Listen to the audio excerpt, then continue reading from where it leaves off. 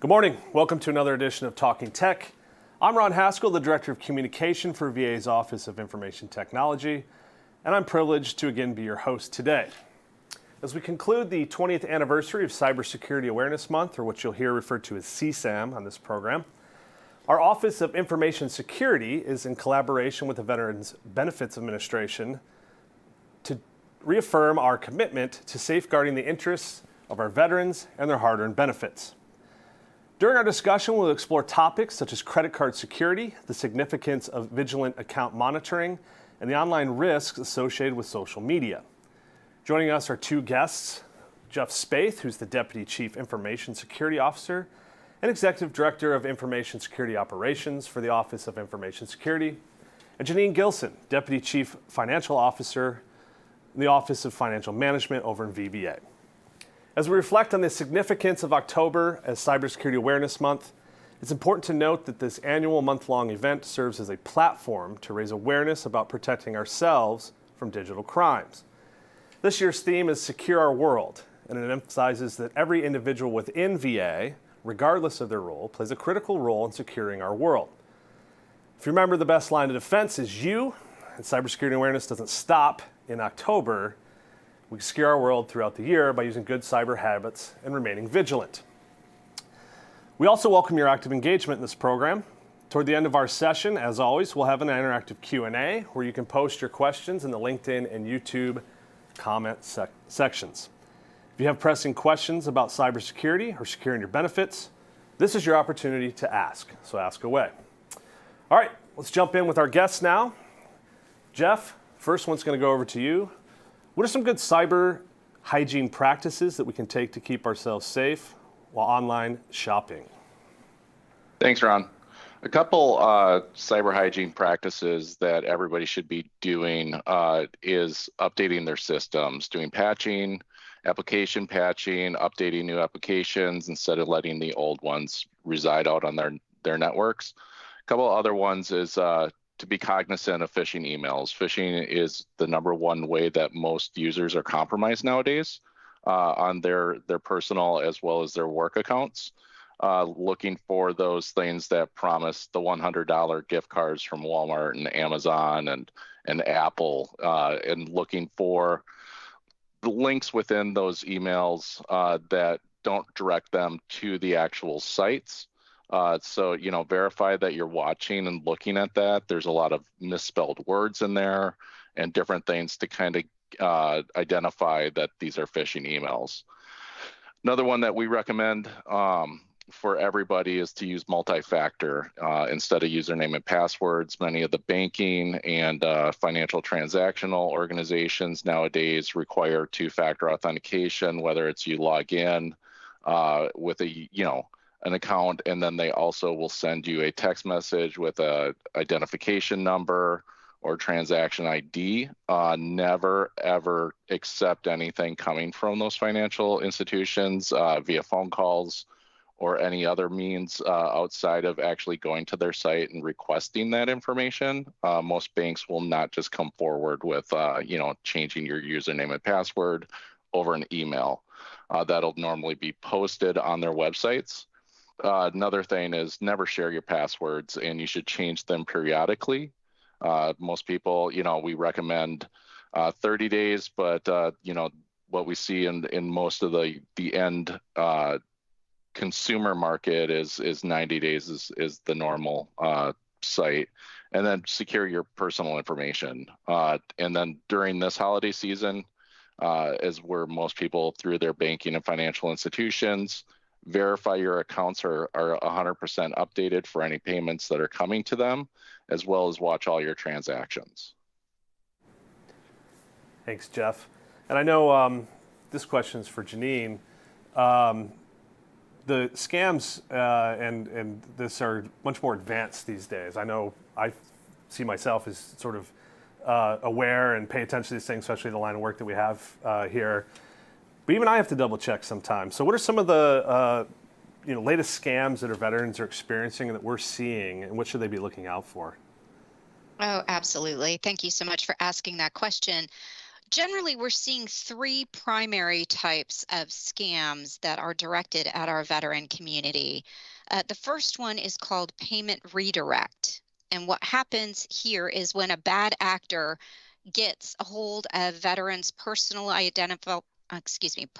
identifiable information and then uses that information to unlawfully access the veterans' bank accounts and gain control of those accounts.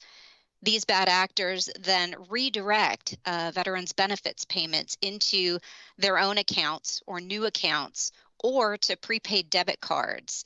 And so the veteran then is no longer receiving that benefit payment. It's going someplace else. And then their personally identifiable information, or PII, becomes vulnerable to phishing attempts and an array of other email scams.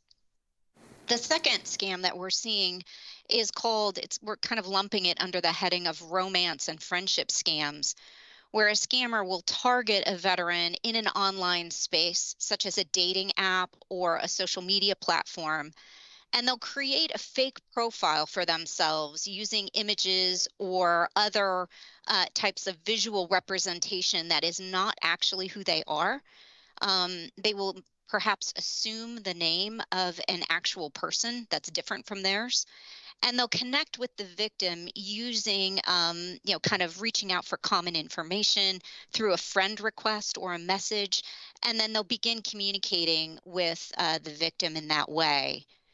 The scammers will attempt to create a very quick connection and try to build a relationship or a friendship in a very compressed period of time. And they'll reach out using friendly gestures or complimentary language, and consistent reach outs and touches with that veteran, touch points with that veteran. And then once they gain trust with the veteran in question, then they really start actively pushing to gain personally identifiable information from that veteran or other compromising information. They may request money through this connection.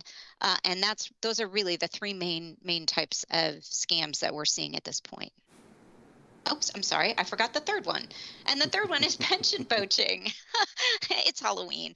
And we know that bad actors are using pension poaching as a means to gain control, basically, over veterans' financial information. And this scam is targeted towards veterans who are 65 years and older.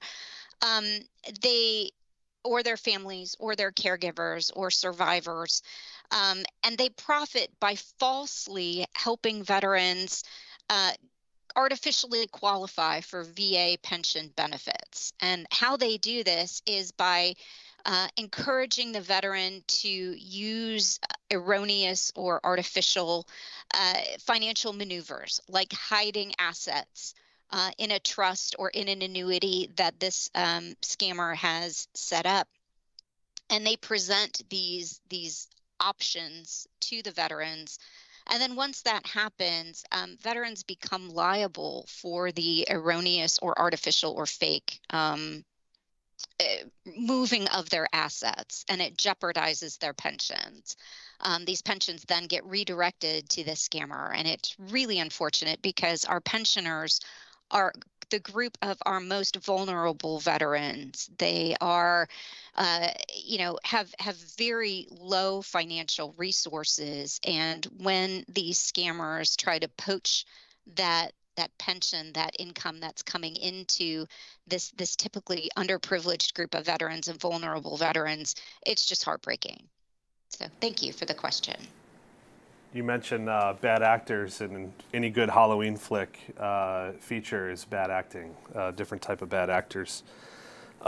Jeff, what about credentials and things like that? What things are we seeing on the OIT side of things as far as scams for veterans?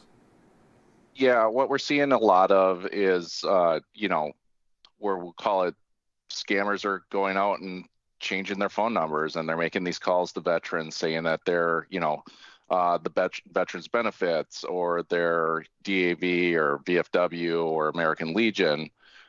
So what we'd say is, when in doubt, and I would honestly say not even when in doubt, whenever you get these kind of phone calls, please reach out to your local service organization as well as the Veterans Benefits.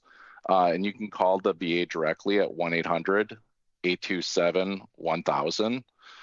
You just want to make sure you got an accredited power of attorney, agent, VSO, VBA officer that's working with you that can, identify or make sure that those phone calls are coming.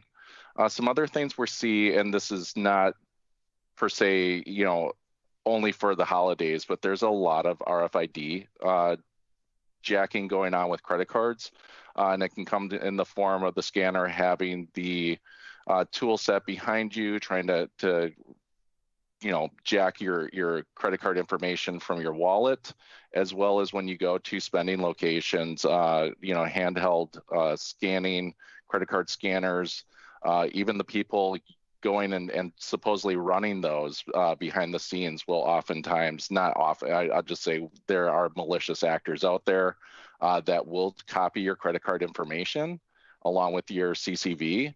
And from that, they're running accounts or trying to spoof your security credentials, doing open source intelligence collection, trying to find the names of your loved ones, place of birth. There's many accounts or sites out there that you can purchase this kind of information from. So then they use that to try to spoof your security credentials. With that, we want to make sure you guys, everybody out there is watching their spending locations. Never give out any personally identifiable information at any time, outside of the people that need to know it, your hospitals, your benefits office, your financial institutions. And during this time, what we've seen a lot of is once these hackers or malicious actors get a hold of this, they start going out and cloning accounts. Some of the websites that we see most of is definitely the online shopping. Amazon, those kind of accounts that you would do that stuff at on a normal basis, they will go out and clone. They will have your credit card information, and then they will have it shipped to a different address than what your household address is. Oftentimes you won't notice that until you actually start getting notifications of deliveries to your household and never seen those or never actually made those purchases. So another thing that we would recommend for this is always run credit checks around this time, even down to your parents, to monitor their identity. And if possible, lock down your credit cards or even look for a prepaid credit card to do your banking over the holiday periods. I think it's a great point you bring up about checking with your parents, and Jeanine talked about pension poaching and things like that. So this is all great information if you're a caregiver as well, for veterans or anyone. And Jeff, you're talking a lot about identity theft, and so that's defined as someone using your personal or financial information without your permission. We know that you're more likely to experience identity theft than to have your car stolen or your house burglarized or anything like that. It's more prevalent. So can you talk to us a little bit about identity theft and maybe some of the things that we can do to mitigate that?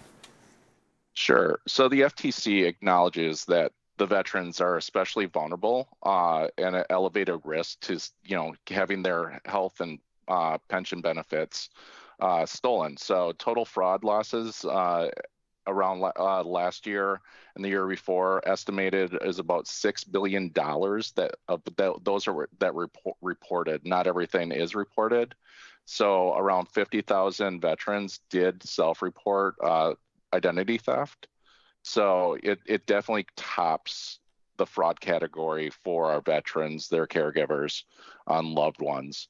So the other one is the most targeted group is military consumers that were military retirees / veterans, followed up by the active duty service members and spouses. So the FTC received 441,000 reports last year from people who got misinformation was used on existing credit cards and or applying for new credit cards. Wow, 441,000. That's incredible. Jeanine, same question to you. You have some information a little bit on identity theft and some of the work that you all are doing? Absolutely. So we've seen, as Jeff had mentioned, that identity theft really spikes around the holidays because of all the additional shopping that people are doing. And they're doing it more online. I mean, I will admit freely that I'm an Amazon junkie, and a lot of my shopping is done online. But some things to look out for that as you're going and choosing to shop online are, you know. Take a look at your credit card statements and make sure that you recognize all of the charges that are on there. And if you don't, reach out immediately to your credit card. I'm going to call it to your credit card company, and dispute them right away. And let the credit card company know that these three, these two, this one charge is not accurate, and the cardholder, you did not make that charge. Um, if you also receive in the mail a notification of, hey, welcome to being a new account holder with Macy's. If you didn't sign up for a credit card or a kind of loyalty card with Macy's, reach out to Macy's and say, hey, this is a problem. I didn't do this, and start that process right away. A third thing is if you are denied credit for any unusual or unknown reason, you take your Chase Visa card to the gas station and your card is rejected. That's an indicator for you that there may be a problem with your account, and that there may be active fraud happening on that account right away. Um, to amplify what Jeff mentioned earlier, periodically request a credit check. Make sure that your credit is appropriate, that it's reasonable, that it's what you expect, that there aren't any weirdnesses going on there. And by all means, if you feel you're a victim of identity theft, please contact VA. We have a veteran identity veteran identity theft helpline, and it is 1-855-578-5492. Again, that veteran identity theft helpline is 1-855-578-5492. All right, thanks, Jeanine. So we've talked a lot about a little bit of doom and gloom and some of the things that are out there, but I mentioned at the top that we do a lot at VA to try and mitigate these things to help veterans. Cybersecurity Awareness Month being one of them. If you walk into a medical center waiting room on the televisions, if they're showing the Veteran News Network, we're showing messages and things on there, and a lot of outreach. But Jeff, you talked about multi-factor authentication and things like that. What are some other things that VA is doing to help veterans and employees avoid these scams and some of these things that we're talking about here? So thanks, Ron. We have a lot of stuff going on. We are increasing our network security monitoring. We continue to get great and highly trained experts that are reviewing that, looking for any information or malicious actors that may be trying to penetrate our VA network. We are working on having MFA completely done by December of 2024. We're currently sitting at 95%. So, we're continuing to encourage not only the employees, but also, the veterans that are out there to start using MFA. We're marching really hard to making sure that all work accounts have MFA and are working to make sure that they are phishing resistant. Can't say phishing completely immune, but we'll say resistant. Again, sharing the latest information like this through education and awareness training. We're implementing zero trust at every level to make sure that we are securing our network, our veterans' data, their loved ones, their caregivers' data. And then, we're cutting down on our privacy and security risks. We take a very strong look at Social Security numbers as a primary identifier in our VA business and processes. And then how do we actually obfuscate or make sure that those do not ever leave our VA network? And the other thing that we're always looking for increasing is our mobile device endpoint detection and response capabilities to quickly and if not near real time lock down those systems that may be compromised, so we can do quicker investigations to containment and remediation. I think it's a great point too, Jeff. The idea that we're not passively waiting for these things to happen. We are actively and operationally looking to identify these things and mitigate them ahead of time. That's right. Correct. I mean, we do not want to be a reactive organization. We're always looking at better ways to become more and more proactive. We try to think like the nefarious users and hacker communities. We do run vulnerability scans on a continuous basis, as well as try to penetrate our own network to make sure that we are as secure as possible. Awesome. And that helps when we have veteran input and employee input too, of course. Jeff mentioned Social Security reducing using those numbers and things like that. I know that's a big thing at VBA too, right, Jeanine? What's some of the things that you guys are doing there to help protect veterans by reducing Social Security usage? So we are taking all kinds of precautions to make sure that we are securing veterans' benefit payments to the best of our ability moving forward. The Social Security information, we don't use it. We only use last four digits to keep that as protected as possible. Only authorized users have access to those digits.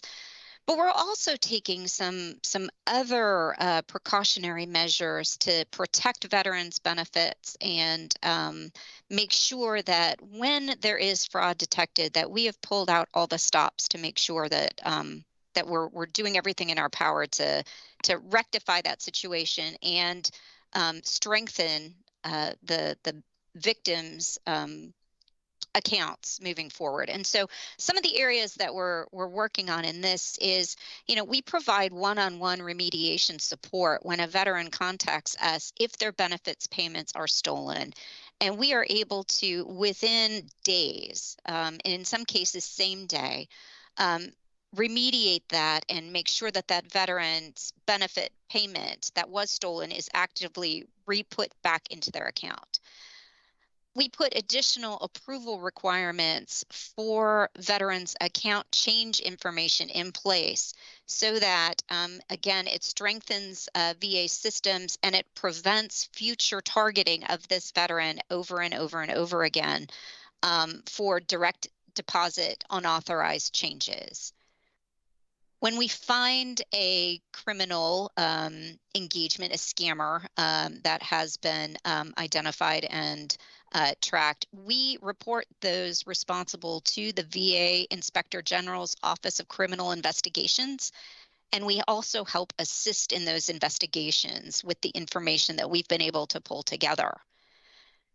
We've designed targeted communications to reach out to the veteran community, outreach materials to warn veterans about the types of scams that we're seeing, the current, kind of high risk types of things, so that everybody is aware of potential scams that are out there in the community.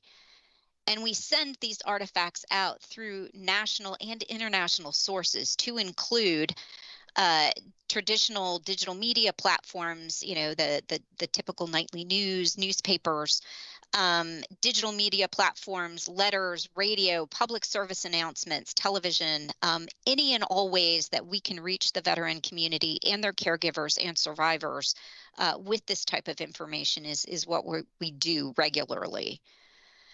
We also partner with veteran-focused organizations to include veteran service organizations and other federal agencies to further amplify our messaging in this space to make sure that everybody knows what we're seeing and can take proactive measures to be more secure with their own information. And we have an accreditation tool that is sponsored by our Office of General Counsel, which fully vets those individuals who are in the helping veterans file claims space And we point veterans, point caregivers, survivors, family members to this accreditation tool when they have questions about, hey, I just got contacted by Billy Bob's Creekside Veteran Service Help. Are they a legitimate partner to help me file a claim? And the web address for that is, and I'll share it in my chat, and hopefully we'll be able to copy and paste this into the Twitter space or X space or YouTube space for people to have. But it is www.vac/ogc/apps/accreditation/index.asp. That's the web address. We'll do that. We also would point people to our 800 number, 1-800-827-1000.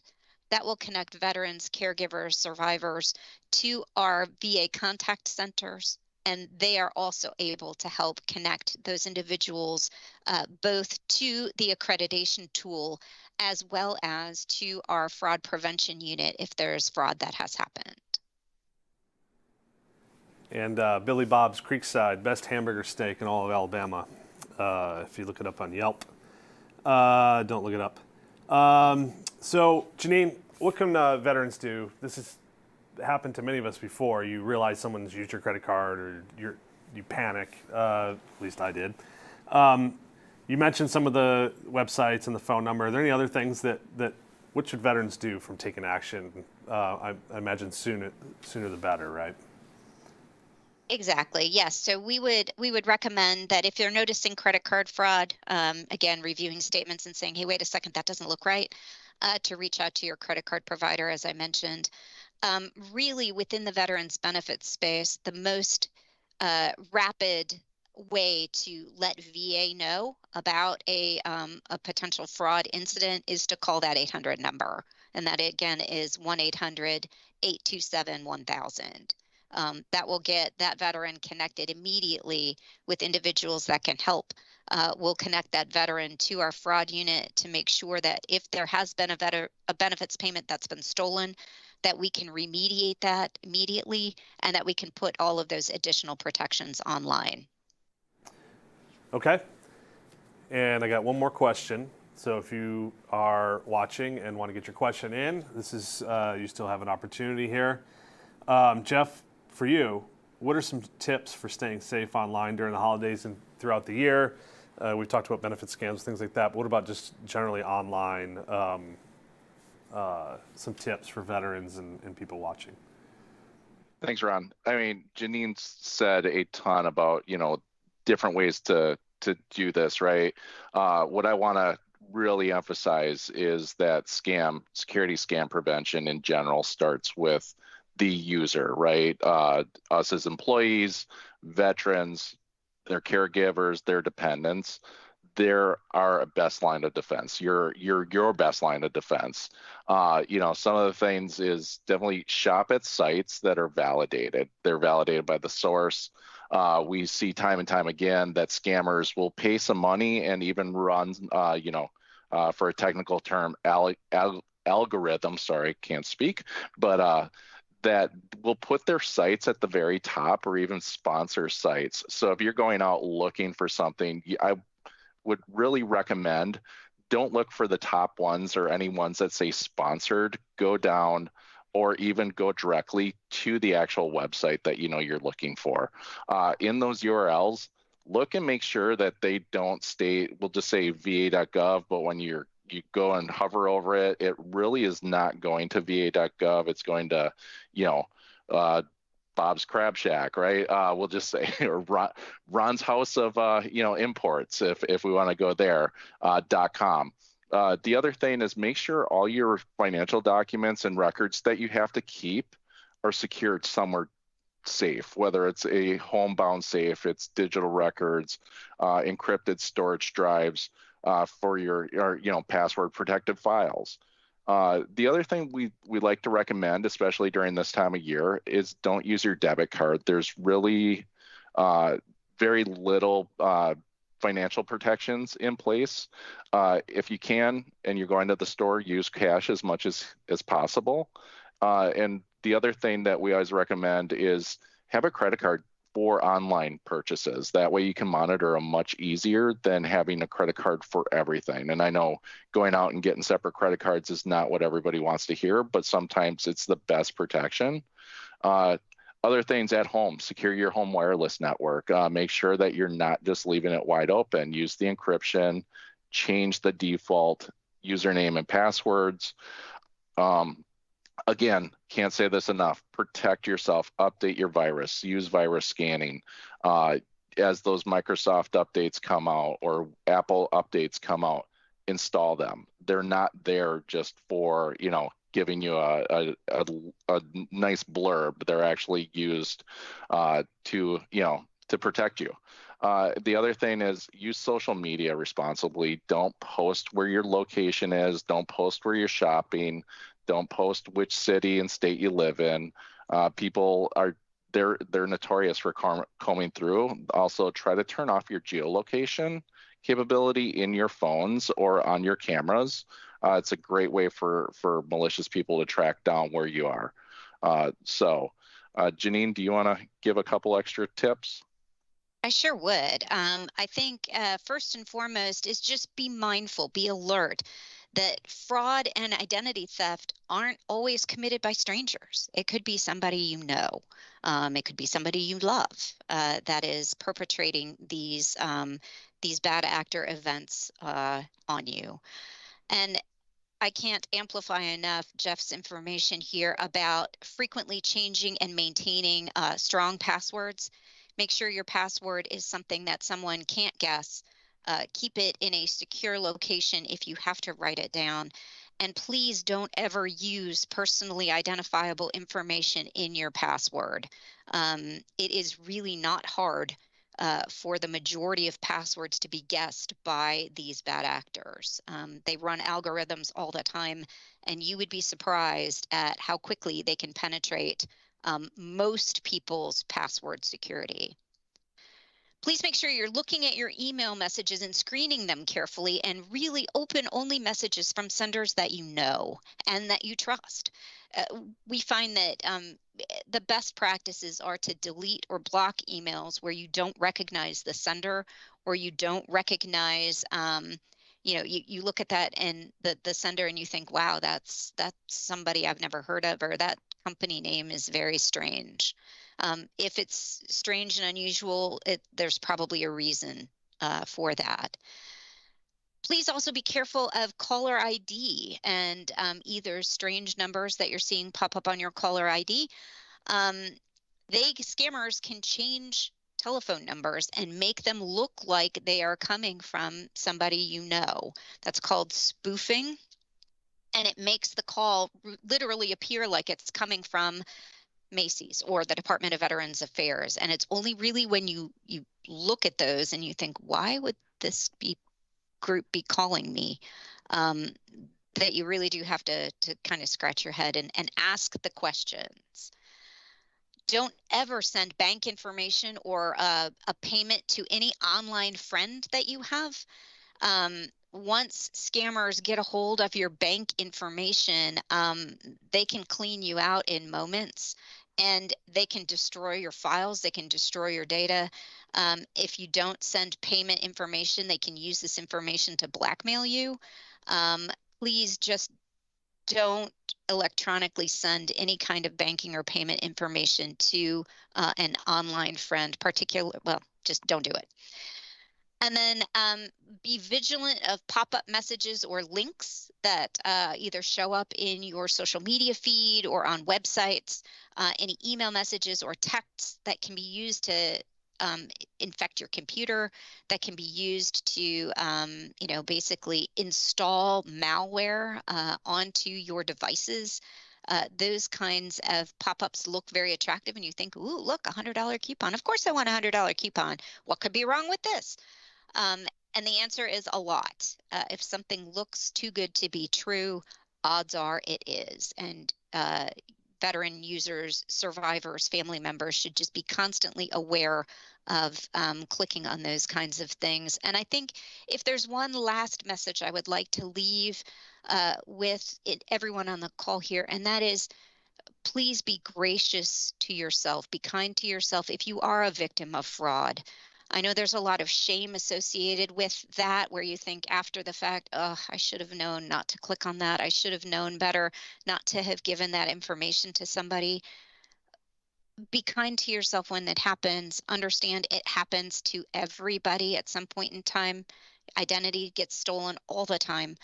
But please, when you notice that it happens, contact VA if it's pertaining to your veterans benefits at the 1-800-827-1000 number, and please report the situation. We can't catch and investigate the perpetrators of fraud if we don't know that it's happening. And again, as I mentioned, there's a lot of shame associated with becoming a victim of fraud. But please let us know so that we can help faster, and we can start bringing these perpetrators of these scams and these fraud to justice. Thanks. Thanks, Jeanine. Before we get into Q&A, there's two things I was thinking as you guys were listing them off. One, Jeff, you talked about social media responsibility and some of the things on there.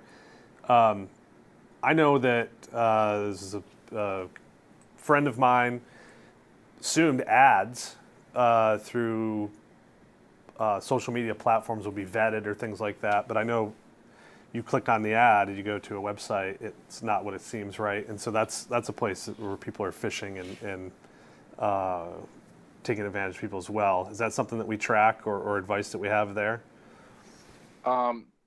Currently, the VA, we go through a lot of we'll call it research on these social media sites, and we do really work hard to make sure that we're not bringing that type.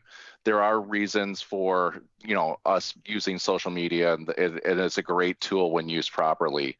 The problem, I would say, is not so much with our users within the VA, but once you get outside the VA protections, there are a lot of redirects within the social media. And like you said, Ron, it takes you to a malicious website. You go and download an application that hasn't been vetted even by Google or Apple, but sitting out there, and you download it and it starts scraping your information, looking for usernames, passwords, all the way down to your rewards cards that you might get from your hospitals.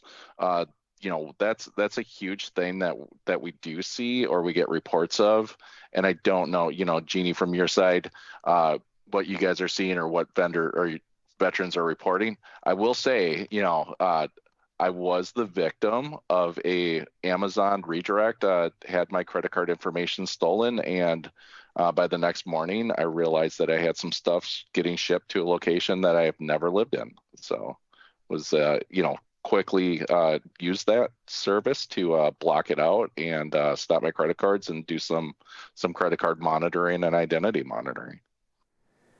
And then I know, Jeanine, you mentioned, we talk a lot about external bad actors and nefarious characters, but one thing I just want to put a point on is that oftentimes these are people close to us too, can be.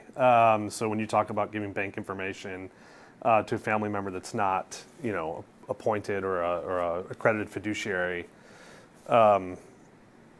unfortunately, sometimes this can be the people closest to us, right? Exactly. And truly, vigilance is what is going to help identify when this happens, right? I mean, if you've got a family member who is working with a veteran to kind of manage their accounts, there should be open and transparent communication between that individual and the veteran they are purporting to serve. So ask for those bank statements, ask to review those credit card purchases, have the person walk through that with you. If you see anything that looks unfamiliar or strange, you don't have to confront the person in the moment. That might not be safe. But what you can do is contact the credit card company, contact the bank, let them know that you've got someone that you're working with, whether it's a friend or a family member, and that you're concerned about some of the transactions. I would say that, kind of that full and open transparency really does bring those things to light. And you should be asking questions if that individual won't share that information with you. Oh, you don't need to worry about that. That's okay. I've got it. No, I really do want to see this. And I think those kinds of things can start formulating the questions that something might not be as it seems. All right, time for the Q&A. We've got a few that have come in. We've got just a little bit of time left. If you want to send in some more, we'll take them. Jeff, this one coming up first, I think will fall in with some of the research and stuff that you were talking about. It's an interesting one. I don't even know that it's a question, but it's a point of cameras at gas stations and restaurants. I guess there's a high enough resolution that cameras are taking pictures of the front and back of the cards, and they're able to use the cards. Is that something we track or are experiencing in great numbers? I wouldn't say within the VA itself, but yes, we have seen from the financial fraud centers as well as the FBI reports that they are doing that. They're also putting mag strip readers right inside of where you put your credit card at the gas stations and even ATMs.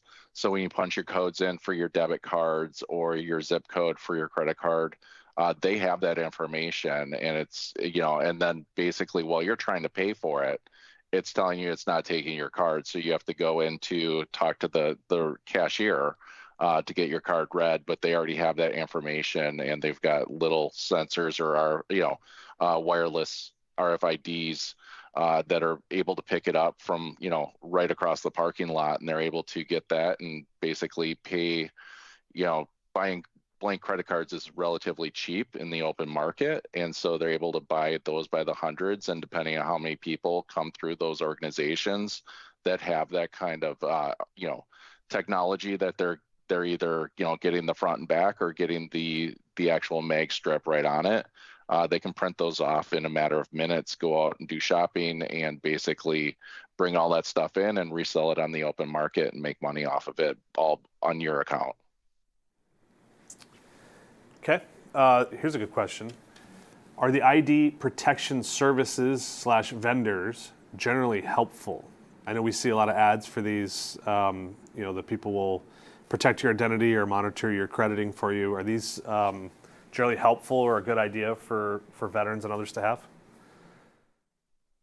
I'll cue that up for whoever wants to take it. I don't know what Jeanine, I'll let you speak from the VBA or the veteran standpoint. But for myself, I think that, if they're good to have. I wouldn't say that, they're not worth the money, especially if you have a concern around it. Many of the banks, credit unions, financial institutions that we've worked with offer those usually at a discounted rate than if you just went out and purchased it on your own. So you may want to check into that before just going out and purchasing a LifeLock on your own or other credit monitoring service. Yeah, and as Jeff mentioned, we found them to be helpful, absolutely. But again, it's one of those things where veterans need to explore how tightly they want to lock things down. And this is sort of the conversation that we all have with each other, right? Or have with ourselves, is how tightly do I want to lock things down, and how open do I want to be so that I can actually, get my shopping done. I'll tell you that individually, what I've done, I had my credit card number stolen not too long ago. And what I found was tremendously valuable after the fact was to have a purchasing limit set on my credit card, so that within the credit card company and I, we picked a relatively reasonable limit, such that if anything hits this credit card that exceeds that limit, that the credit card company will reject the transaction and will call me or send me a text message and say, did you make this purchase? I didn't want to set it too low because I didn't, want every $20 or $50 now purchase that I make at the gas station flagged every single time. But those kinds of trade-off discussions are important to have. But how tight do you want to lock it down versus how open do you want to have that information so that you can do your shopping, do your business? But yes, we found them to be helpful. The LifeLocks, the et ceteras that are out there in that space. All right, we got 2 more questions before we close it out. This one I think we can answer pretty quickly. They asked us to repeat the telephone number for everyone watching. We will wrap up in a comment the Cyberspot website and all the different things we talked about today. But Jeanine specifically, was there the one for fraud? What was that number again? So let me go back through my notes so that I can make sure that I give the absolute number. Here we go. So the identity theft information, is that the number that you would like me to share first? If you think you've had your identity stolen? Yes. So that number is 1-855-578-5492.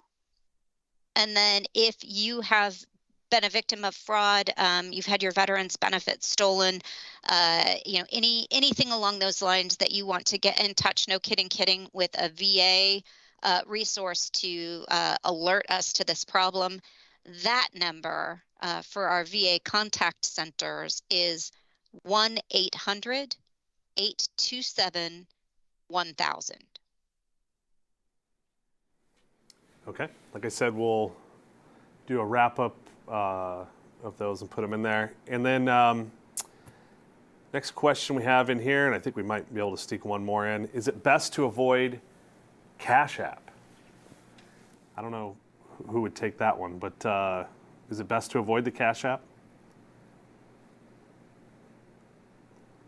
I mean, I from my personal opinion, and as well as what we've seen, I don't think it's that you have to avoid anything. I think, you need to use everything smartly. Don't send to unknown sources. Don't send to people that just make requests. Probably don't send to anybody that's reaching out through an email asking you to send. The biggest problem that we see with a lot of those PayPals, Venmos, Cash Apps, if you do a friend-to-friend transfer or you do a purchase, there are no protections. You will not get your money back.